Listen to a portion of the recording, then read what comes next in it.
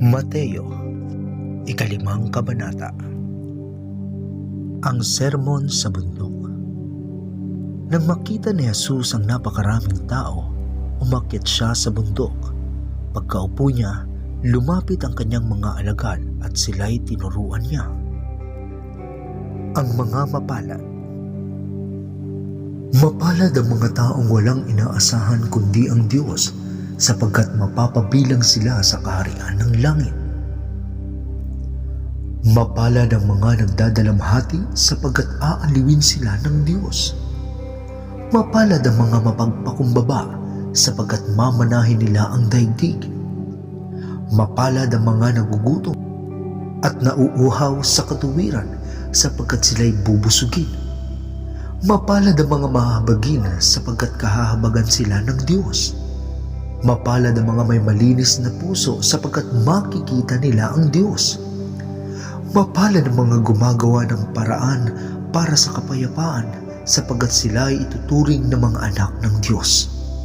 Mapalad ang mga inuusig ng dahil sa kanilang pagsunod sa kalooban ng Diyos sapagkat mapapabilang sila sa kaharian ng langit. Mapalad ang mga nilalait at inuusig ng mga tao at pinaparatangan ng lahat ng uri ng kasamaan na pawang kasinungalingan ng dahil sa akin. Magsaya kayo at magalak sapagkat malaki ang inyong gantimpala sa langit. Gayon din ang ginawa ng mga tao sa mga propetang nauna sa inyo. Asin at ilaw. Kayo ang asin ng sangkatauhan, ngunit kung ang asin ay mawala na ng alat, paano pa ito mapapaalat muli? Hindi ba wala na itong kabuluhan kundi ang itapon na takpan ng mga tao? Kayo ang ilaw ng sanlibutan. Ang isang lungsod na nakatayo sa ibabaw ng burol ay hindi maitatago. Wala din namang tao nagsisindi ng ilaw at pagkatapos ay inilalagay yon sa ilalim ng malaking takalan. Sa halip, inilalagay iyon sa talagang patungan upang matanglawan ang lahat ng nasa bahay. Gayon din naman, dapat ninyong paliwanagin ang inyong ilaw sa harap ng mga tao upang makita nila ang inyong mabubuting gawa at papurihan ang inyong Ama na nasa langit. Katuruan tungkol sa kautusan.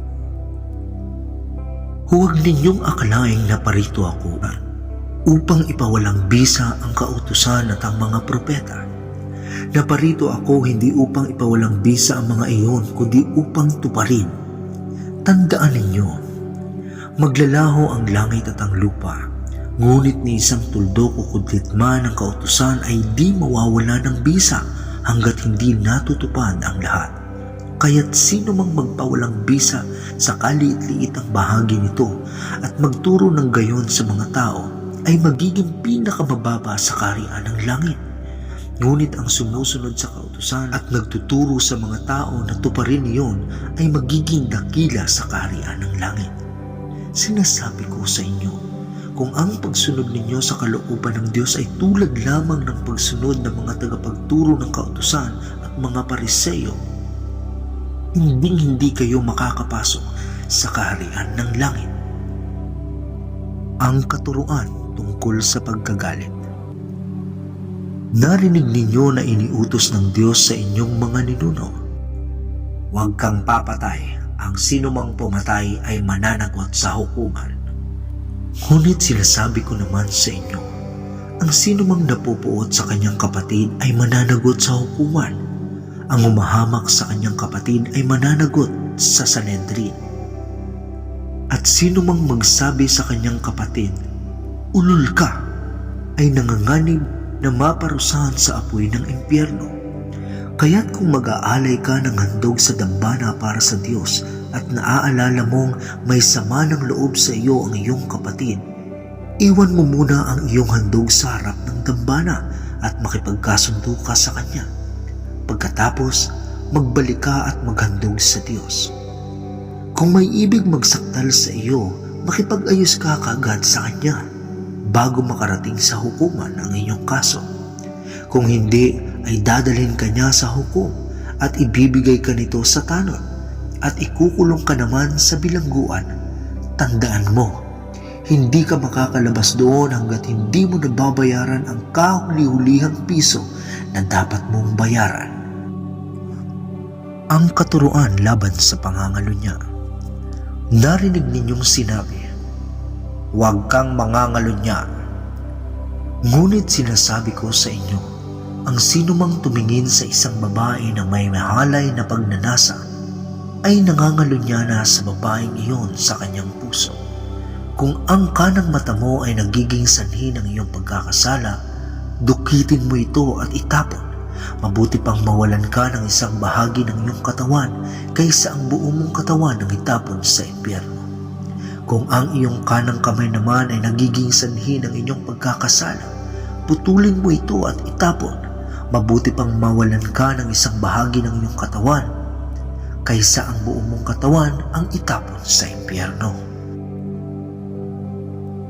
Paghihiwalay dahil sa pangangalunya. Sinabi rin naman, kapag pinalayas at hiniwalayan ng isang lalaki ang kanyang asawa, ito'y dapat niyang bigyan ng kasulatan ng paghihiwalay. Ngunit sinasabi ko sa inyo, kapag pinalayas at hiniwalayan ng isang lalaki ang kanyang asawa, maliban na kung ito ay nangangalunya, itinutulak niya ang kanyang asawa sa kasalanang pangangalunya.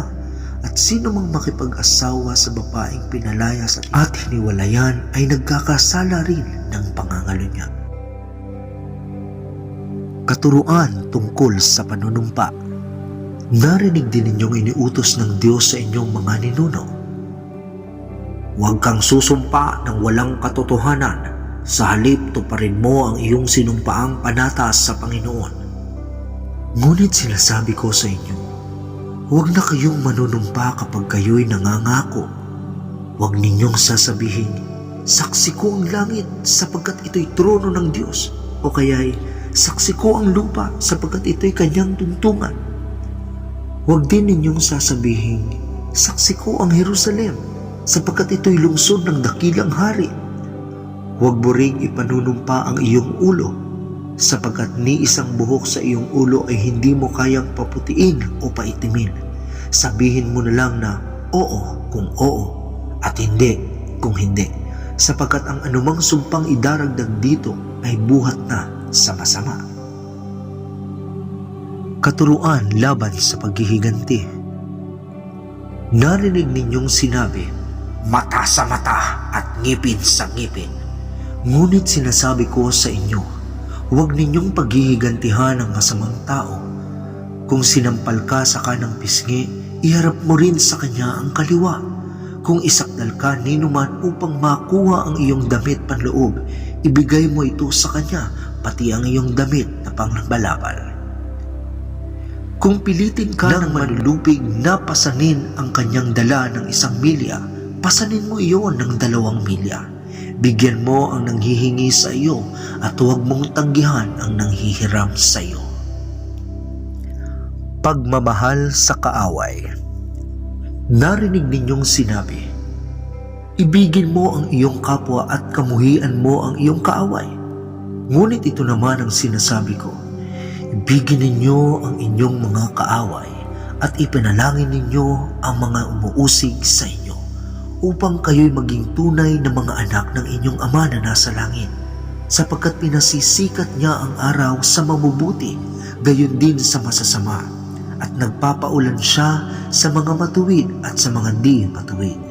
Kung ang mga nagmamahal sa inyo ang siya lamang ninyong mamahalin, anong gantimpala ang inyong maaasahan? Hindi ba't ginagawa rin iyan ng mga maniningil ng buwis? At kung ang mga kapatid lamang ninyo ang inyong binabati, ano ang ginagawa ninyong higit kaysa iba? Hindi ba't ginagawa rin iyan ng mga hentil? Kaya maging ganap kayo, gaya ng inyong Ama na nasa langit.